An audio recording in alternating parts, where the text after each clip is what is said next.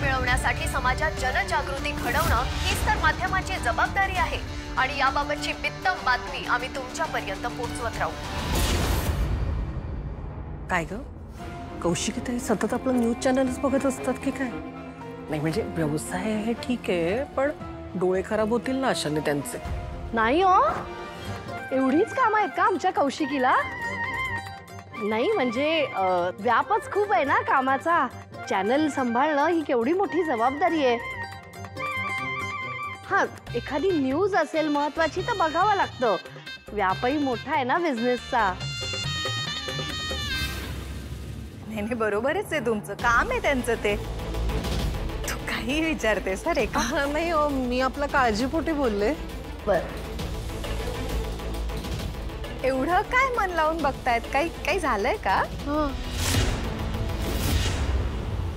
काही नाही, एका कॉलेजमध्ये एक ड्रग रॅकेट पकडलं गेलंय। कॉलेजमध्ये ड्रग्स? अगं बाई, हे म्हणजे तरुण पोरांच्या जीवाशीच खेळणं झालं हो ना। कोण आहेत कोणी माणसं?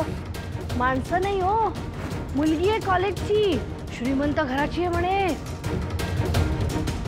आणि तिने सगळा आरोप त्या बिचाऱ्या गरीब मुलीवर टाकलाय। अरे देवा, बिचारी काय काय सोसावं लागलं असेल हो।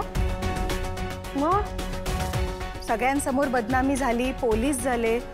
आपल्या पण पोरी जातात ना कॉलेज, आता टेन्शनच आहे त्यांना कॉलेजमध्ये पाठवायचं म्हणजे। हे असल्या प्रकरणात अडकले तर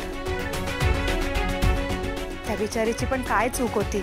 हो ना, त्या बिचाऱ्या मुलीला उगाचच या सगळ्यामध्ये अडकवलं गेलंय, पण आमच्या कौशिकीने हे सगळं एक्सपोज केलंय।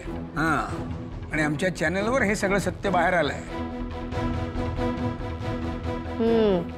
बापरे, कौशिकीताईंचं कौतुक आहे बाबा। हो, ते तर आहेच, पण दयानंदराव, अशा गोष्टी घडवून आणणारी माणसं कशी असतात ते तुम्हाला चांगलंच माहिती आहे। म्हणजे मोठमोठे राजकारणी, व्यावसायिक त्यांच्या पाठीशी असतात, आणि मग अशा लोकांच्या विरुद्ध जाऊन काम करायचं म्हणजे खूप त्रास होत असेल नाही?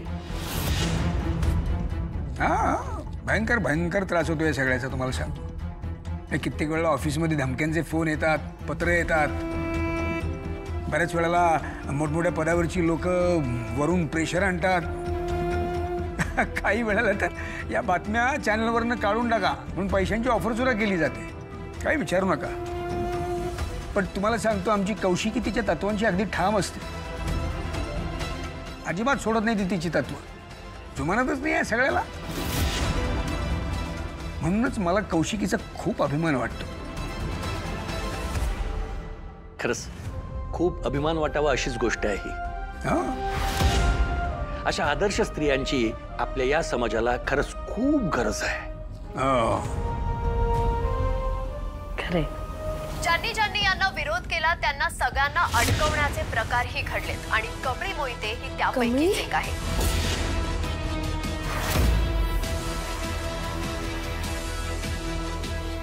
तू या मुलीला ओळखतेस?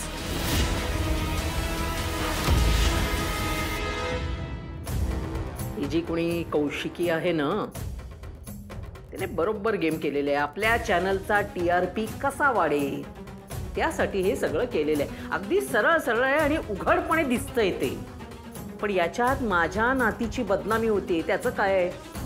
बरं ठीक आहे, आणि एवढंच होत नाहीये, आपल्या कॉलेजची बदनामी होतीये, हे सगळं थांबवायला नको का? बातमी खोटी आहे का कामिनी? नाही, पण मॅडम मलाही वाटतं की म्हणजे आपल्याच कॉलेजच्या स्टुडंटचं नाव, म्हणजे मला काय। एक मिनिट, आता या सगळ्या प्रकरणात काय करायचं ते मी बघेन, तुम्ही कुणी यात लक्ष घालायचं नाही। आपण काय करतो, त्याचे परिणाम काय होतील हा विचार अनिकाने आधीच करायला हवा होता, आणि अनिकाचं जर काही चुकलं नसेल तर तिला शिक्षा का होईल? मुळात या सगळ्या गोष्टीच्या मुळाशी नेमकं सत्य काय आहे ते शोधलं पाहिजे। कदाचित हाच प्रयत्न कौशिकी करत असेल। तू या मुलीला ओळखतेस? हो, नाही म्हणजे दोनदा तीनदाच भेटली आहे मी तिला, पण कमळी खूप साधी मुलगी आहे, हुशार आहे। तिने तिच्या हुशारीच्या जोरावर इकडे कॉलेजमध्ये ऍडमिशन मिळवलंय आणि एका साध्या छोट्या गावातनं शहरात आलेली मुलगी आहे. तिने असं काहीतरी करणं शक्यच नाहीये कौशिकी मॅडम. आणि म्हणूनच तिला या सगळ्यात अडकवलं गेलं. कारण ज्या माणसाने तिला अडकवलंय त्याला माहिती आहे की ती साधी आहे, शी इज एन इझियर टार्गेट. बरोबर आहे तुमचं. कमळी इतकी साधी आहे की त्यांनी अगदी सहजपणे तिला या सगळ्यात अडकवलंय. नाही, पण मी अडकूच देणार नाहीये. MNN चॅनलवर फक्त सत्य दाखवलं गेलंय आणि यावेळी सुद्धा फक्त सत्यच दाखवलं जाईल. जे सत्य आहे तेच लोकांसमोर येईल. यापूर्वी कमळीने अनिका विरुद्धची तक्रार मागे घेतली होती, पण आता पुन्हा जर ही केस ओपन होणार असेल आणि जर अनिकाने काही चुकीचं केलं असेल तर त्याचे परिणाम तिला भोगावेच लागतील. या सगळ्या प्रकारामध्ये फक्त अनिकाचंच नाही, आपल्या कॉलेजचं नाव सुद्धा खराबच होतंय ना. मग ते आपण थांबवायला पाहिजे ना. हा,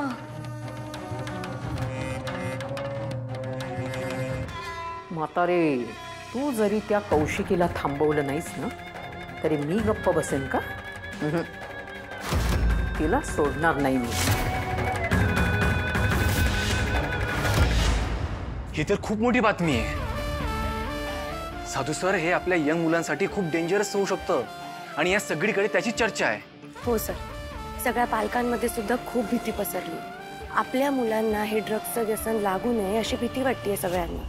एक्झॅक्टली. हे बघा, आपल्याला वाटतं तेवढं हे प्रकरण निश्चितच सोपं नाही. त्यांनी बरोबर अशाच तरुण पिढीला टार्गेट केलेलं आहे जे अगदी सहजपणे या ड्रग रॅकेटला बळी पडेल. आज MNN न्यूज चॅनलमुळे निदान या एका कॉलेजमधलं प्रकरण तरी आपल्या समोर आलंय. पण न जाणो अशी अजून कित्येक शाळा कॉलेजेस असतील जिथे हे रॅकेट ऍक्टिव्हेट असेल. आणि नुसती शाळा कॉलेजेस नाही, तरुण मुलं मुली जिथे जमतात अशा अनेक जागा आहेत. त्यामुळे काहीही झालं तरी आपल्याला लवकरात लवकर हे सगळं थांबवायचं आहे. आणि ही मुलं आपल्या देशाची यंग जनरेशन आहे, पुढची पिढी आहे. त्यांचा विचार करायला हवा आपण. करेक्ट. आणि सर, आपल्याकडे शाळा कॉलेज या संस्थांना आपण मंदिराचं स्थान दिले. जर अशा ठिकाणी या सगळ्या गोष्टी घडत असतील तर त्या आपण वेळीच थांबवायला पाहिजे. सर, तुम्ही अजिबात काळजी करू नका. आपली टीम रेडी आहे. काहीही झालं ना तरी हे मॅटर सॉल्व्ह होईपर्यंत आम्ही गप्प नाही बसणार. Very good Kedar. मला सांग, एनी लीड? Yes sir. कोणती? स्वतः कमळी.